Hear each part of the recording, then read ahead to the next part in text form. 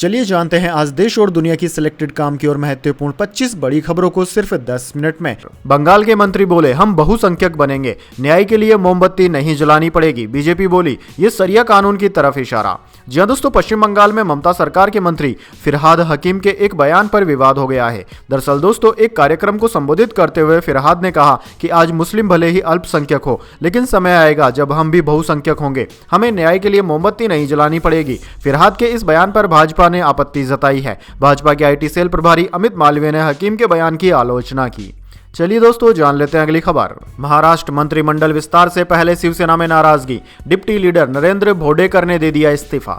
जी हां दोस्तों, शिवसेना के विदर्भ समन्वयक और उपनेता नरेंद्र भोडेकर ने अपने पदों से इस्तीफा दे दिया है। उन्होंने इस संबंध में मुख्यमंत्री एकनाथ शिंदे को एक चिट्ठी लिखी, जिसमें उन्होंने इस्तीफे की जानकारी दी। भोडेकर महाराष्ट्र विधानसभा में भंडारा से विधायक के रूप में चुने गए थे। दरअसल दोस्तों, भोडेकर के इस्तीफे देने के पीछे मुख्य कारण उन्हें नई कैबिनेट में शामिल न किया जाना माना जा रहा है। चलिए दोस्तों, जान लेते हैं अगली खबर। अरविंद केजरीवाल नई दिल्ली, आतिशी कालकाजी से चुनाव लड़ेगी।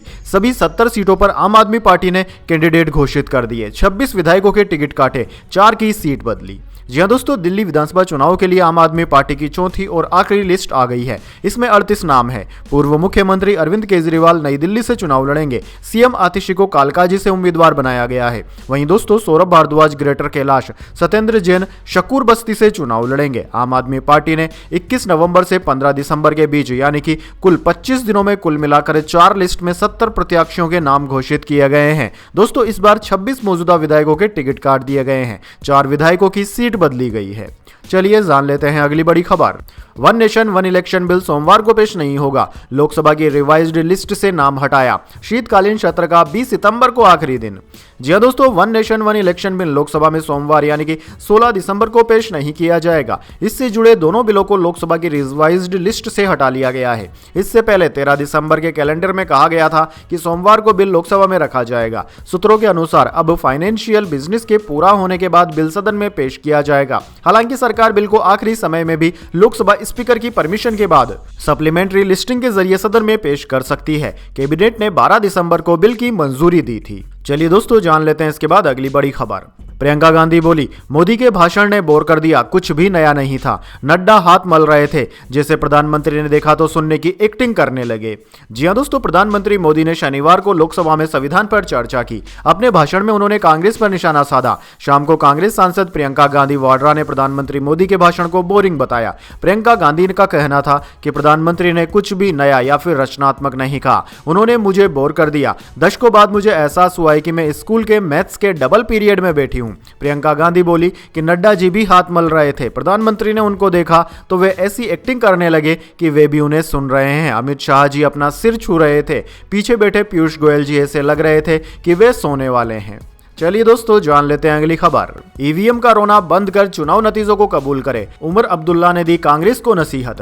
जी हां दोस्तों, इंडिया ब्लॉक के एक महत्वपूर्ण सहयोगी ने कांग्रेस की लाइन से खुद को अलग कर लिया है। दरअसल दोस्तों, जम्मू कश्मीर के मुख्यमंत्री और नेशनल कॉन्फ्रेंस के उपाध्यक्ष उमर अब्दुल्ला ने इलेक्ट्रॉनिक वोटिंग मशीन पर कांग्रेस पार्टी की आपत्ति को सिरे से खारिज कर दिया। उन्होंने न्यूज एजेंसी पीटीआई के साथ बातचीत में कहा कि जब उसी ईवीएम से आपके 100 से अधिक सांसद चुनकर आते हैं तो आप इसे अपनी पार्टी की जीत के रूप में सेलिब्रेट करते हैं, तो आप कुछ महीनों बाद पलट कर यह नहीं कह सकते कि हमें ईवीएम से वोटिंग पसंद नहीं है, क्योंकि अब चुनाव परिणाम वैसे नहीं आ रहे हैं जैसा हम चाहते हैं। चलिए दोस्तों, जान लेते हैं अगली खबर। बांग्लादेश के हिंदू मंदिर पर हमले के आरोप में 4 हुए गिरफ्तार। 170 लोगों पर दर्ज हुआ था मामला। सोशल मीडिया पोस्ट के बाद भड़की थी हिंसा। जी हां दोस्तों, बांग्लादेश में जांच एजेंसियों ने हिंदू मंदिरों और घरों पर हमले के आरोप में 4 लोगों को गिरफ्तार किया है। इन लोगों पर उत्तरी जिले सुनामगंज में एक मंदिर और हिंदुओं के घरों व दुकानों में तोड़फोड़ करने का आरोप था। पुलिस ने इस मामले में 13 नामजद और 170 अज्ञात लोगों के खिलाफ मामला दर्ज किया है। सुनामगंज जिले में 3 दिसंबर को एक फेसबुक पोस्ट के बाद इलाके में तनाव फैल गया था। हालांकि विवाद के बाद पोस्ट को डिलीट कर दिया गया था, लेकिन उसके स्क्रीनशॉट सोशल मीडिया पर वायरल हो गए थे, जिसके बाद क्षेत्र में हिंसा फैल गई थी। चलिए दोस्तों, जान लेते हैं अगली खबर। शेख हसीना पर लोगों को जबरन गायब करने का लगा आरोप। एक्शन बटालियन का इस्तेमाल कर लोगों को यातनाएं दी, ऐसे 3500 मामले। जी हाँ दोस्तों, बांग्लादेश की पूर्व प्रधानमंत्री शेख हसीना पर देश में जबरन लोगों को गायब करने का आरोप लगा है। अंतरिम सरकार के जांच आयोग ने अपनी एक रिपोर्ट में कहा कि पूर्व प्रधानमंत्री शेख हसीना जबरन गुमशुदगी की घटनाओं में शामिल रही। आयोग की रिपोर्ट के मुताबिक जबरन गुमशुदगी के ऐसे 3,500 मामले हैं जिनमें हसीना शामिल थी। इसे लेकर बांग्लादेश के प्रधानमंत्री कार्यालय ने शनिवार को बयान भी जारी किया है। दरअसल दोस्तों, हसीना के अलावा उनके defence adviser Tariq Ahmed Siddiqui, telecommunication के पूर्व डायरेक्टर जियाउल अहसान और कई पुलिस अधिकारी भी शामिल थे। चलिए दोस्तों, जान लेते हैं अगली खबर। किसान आंदोलन में ढल्लेवाल का 20 दिन से आमरण अनशन है जारी, हालत हो गई है गंभीर, केंद्रीय अफसर मिलने पहुंचे। कल मोदी ने अमित शाह, शिवराज सिंह के साथ मीटिंग भी की थी। जी हां दोस्तों, शंभू और खनौरी बॉर्डर पर चल रहे किसान आंदोलन में 20 दिन से आमरण अनशन कर रहे किसान नेता जगजीत ढल्लेवाल से रविवार को केंद्रीय गृह निर्देशक मयंक मिश्रा ने मुलाकात की। पंजाब के डीजीपी गौरव यादव के साथ वे खनौरी बॉर्डर पहुंचे। मीटिंग के बाद मिश्रा ने कहा कि उन्होंने किसानों की मांगों के बारे में जानकारी ली है। उन्होंने केंद्र की तरफ से वार्ता के प्रस्ताव से इनकार कर दिया। सुप्रीम कोर्ट ने ढल्लेवाल की डॉक्टरी मदद के आदेश दिए थे। वहीं दोस्तों, गत शनिवार को प्रधानमंत्री नरेंद्र मोदी, गृह मंत्री अमित शाह और कृषि मंत्री शिवराज सिंह चौहान ने मीटिंग की थी। इसमें प्रधानमंत्री मोदी को किसान आंदोलन की जानकारी दी गई। बैठक में भाजपा अध्यक्ष जेपी नड्डा और केंद्रीय मंत्री पीयूष गोयल भी शामिल थे। चलिए दोस्तों, जान लेते हैं अगली खबर। नीरज की Olympic Jersey world athletics heritage collection में शामिल, पेरिस में सिल्वर मेडल जीता, टोक्यो ओलंपिक्स में गोल्ड अपने नाम किया था।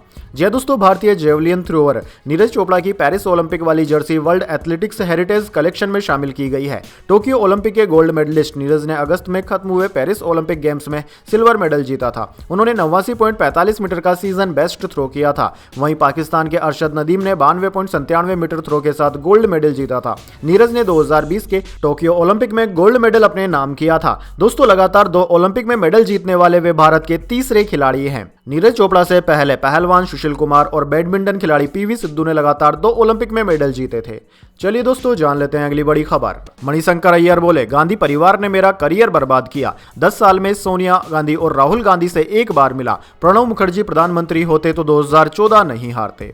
जी हां दोस्तों, कांग्रेस के वरिष्ठ नेता मणिशंकर अय्यर ने खुलासा किया है कि पिछले 10 सालों में उन्हें सोनिया गांधी से सिर्फ एक बार मिलने का मौका मिला। उन्होंने कहा कि गांधी परिवार ने ही मेरा पॉलिटिकल करियर बनाया है और बर्बाद भी किया है, लेकिन वह कभी भाजपा में शामिल नहीं होंगे। न्यूज एजेंसी पीटीआई को दिए इंटरव्यू में अय्यर ने 2 किस्से बताए। एक बार राहुल गांधी को शुभकामनाएं भिजवाने के लिए उन्हें प्रियंका गांधी को फोन करना पड़ा था। साथ ही एक बार उन्होंने सोनिया गांधी को मेरी क्रिसमस की शुभकामनाएं दी तो मैडम ने कहा कि मैं क्रिश्चियन नहीं हूं।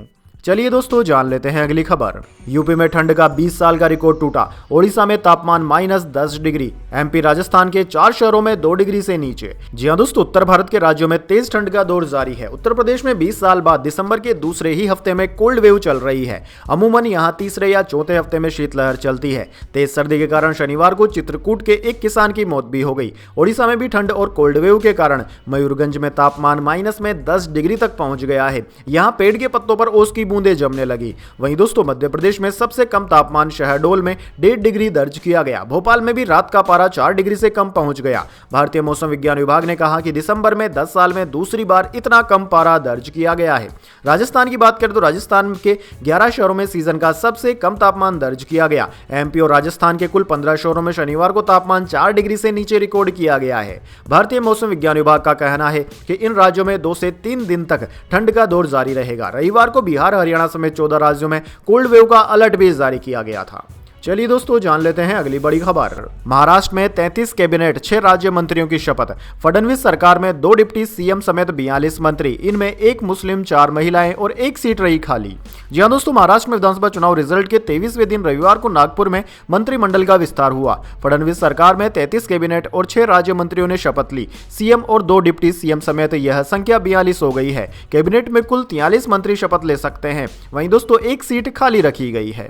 चलिए दोस्तों, जान लेते हैं अगली खबर। 2 मिनट में बनने वाली मैगी पर महंगाई की पड़ गई है मार। 1 जनवरी से हो सकती है महंगी, स्विट्जरलैंड के इस फैसले का पड़ेगा असर। जी हां दोस्तों, 2 मिनट में बनने वाली मैगी अब महंगी हो सकती है। अगले साल जनवरी से मैगी की कीमत बढ़ सकती है। दरअसल दोस्तों, मैगी की कीमत में यह तेजी भारत सिंगापुर के बीच रिश्तों में आई उस खटास के बाद आई है। दरअसल दोस्तों, स्विट्जरलैंड ने भारत के साथ 1994 में हुए double taxation avoidance agreement DTAA किया था, जिसके तहत मोस्ट फेवर्ड नेशंस यानी कि MFN क्लोज को 1 जनवरी 2025 से सस्पेंड करने का फैसला किया गया है।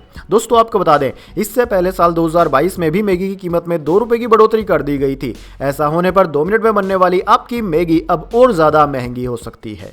चलिए दोस्तों जान लेते हैं अगली खबर। जसप्रीत बुमराह ने रच दिया इतिहास, कपिल देव का महा रिकॉर्ड तोड़ मचाई हलचल, विश्व क्रिकेट हुआ नतमस्तक। जी हां दोस्तों, जसप्रीत बुमराह ने ऑस्ट्रेलिया के खिलाफ तीसरे टेस्ट मुकाबले में शानदार गेंदबाजी करते हुए 5 विकेट होल करने का कमाल कर दिया। एक बार फिर बुमराह ने अपनी घातक गेंदबाजी के दम पर ऑस्ट्रेलियाई बल्लेबाजों के होश उड़ा दिए हैं। बुमराह ने 5 विकेट होल करके एक खास रिकॉर्ड भी अपने नाम कर लिया है। दरअसल दोस्तों, बुमराह अब सेना देशों में भारत की ओर से सबसे ज्यादा 5 विकेट होल करने वाले गेंदबाज बन गए हैं। ऐसा बुमराह ने कपिल देव के रिकॉर्ड को तोड़कर कर दिया है। बुमराह के नाम 8वीं बार सेना देशों में 5 विकेट होल करने का रिकॉर्ड दर्ज हो गया है। वहीं कपिल देव ने अपने टेस्ट करियर में 7 बार ऐसा कारनामा किया था। चलिए दोस्तों जान लेते हैं अगली खबर। बगदलपुर पहुंचे अमित शाह, बस्तर ओलंपिक में हुए शामिल। रायपुर में कहा 31 मार्च 2026 से पहले करेंगे नक्सलवाद का खात्मा, शस्त्र छोड़कर विकास के रास्ते पर आइए। जी हां दोस्तों, केंद्रीय गृह मंत्री अमित शाह जगदलपुर पहुंच गए हैं। यहां वे बस्तर ओलंपिक्स के समापन में शामिल हुए। इससे पहले रायपुर में राष्ट्रपति पुलिस कलर अवार्ड कार्यक्रम में कहा कि हम सब मिलकर छत्तीसगढ़ को 31 मार्च 2026 तक नक्सल मुक्त करेंगे। जैसे ही छत्तीसगढ़ नक्सलवाद से मुक्त हो जाएगा, देश भर में नक्सलवाद का खात्मा भी हो जाएगा।